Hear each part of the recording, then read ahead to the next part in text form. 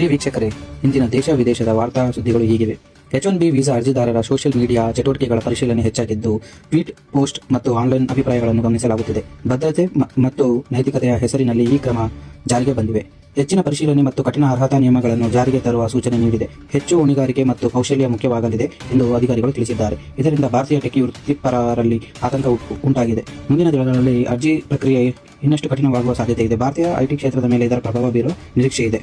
ಭಾರತವು K4 ಕ್ಷಿಪಣಿಯ ಯಶಸ್ವಿ ಪರೀಕ್ಷೆ ನಡೆಸಿದೆ. ಈ ಕ್ಷಿಪಣಿಯ ವ್ಯಾಪ್ತಿ ಸುಮಾರು 3500 ಕಿಲೋಮೀಟರ್ ಆಗಿದ್ದು, ಅಣುಶಕ್ತಿ ಚಾಲಿತ ಜಲಾಂತರ್ಗಾಮಿ ನೌಕೆಯಿಂದ ಪರೀಕ್ಷೆ ನಡೆಸಲಾಗಿದೆ. ಇದು ಭಾರತದ ಸಮುದ್ರ ಆಧಾರಿತ ರಕ್ಷಣಾ ಶಕ್ತಿಯನ್ನು ಬಲಪಡಿಸಿದೆ.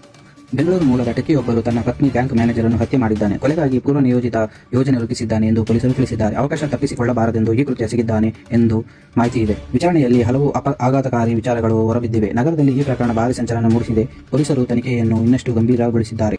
ಕೆಟ್ಟ ಹವಾಮಾನ ಮತ್ತು ಕಾರ್ಯಾಚರಣಾ ಸಮಸ್ಯೆಯಿಂದ ಇಂಡಿಗೋ ತನ್ನ 67 ವಿಮಾನಗಳನ್ನು ರದ್ದುಪಡಿಸಿದೆ. ವಿಮಾನ ಸಂಸ್ಥೆ ಕ್ಷಮೆ ಯಾಚಿಸಿದ್ದು, ಪರ್ಯಾಯ ವ್ಯವಸ್ಥೆ ಒದಗಿಸುವ ಭರವಸೆ ನೀಡಲಾಗಿದೆ. ಮುಂದಿನ ದಿನಗಳಲ್ಲಿ ಪರಿಸ್ಥಿತಿ ಸರಿಯಾಗಲಿದೆ ಎಂದು ತಿಳಿಸಿದೆ.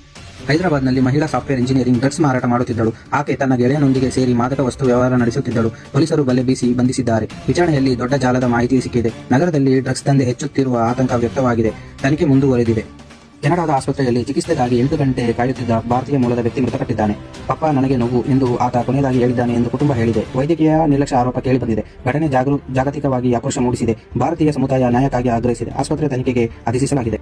ಚಿತ್ರದುರ್ಗದ ಹಿರಿಯೂರು ತಾಲೂಕಿನ ಜವನಗೊಂಡನಹಳ್ಳಿ ಬಳಿ ಗುರುವಾರ ನಸುಕಿನಲ್ಲಿ ನಡೆದ ಭೀಕರ ಅಪಘಾತದಲ್ಲಿ ಇಲ್ಲಿಯವರೆಗೆ 5 ಮೃತದೇಹಗಳು ಪತ್ತೆಯಾಗಿವೆ. 6 ಮಂದಿ ನಾಪತ್ತೆಯಾಗಿದ್ದು, 21 ಮಂದಿ ಗಾಯಗೊಂಡಿದ್ದಾರೆ.